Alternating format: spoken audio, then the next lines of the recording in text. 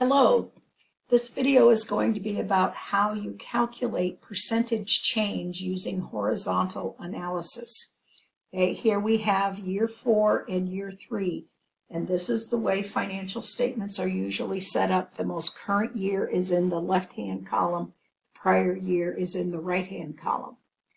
Percentage change using horizontal analysis is we're going to look at what is the difference between year 3 and year 4. Okay, so we're going to look at sales. Sales went from 500,000 to 550,000.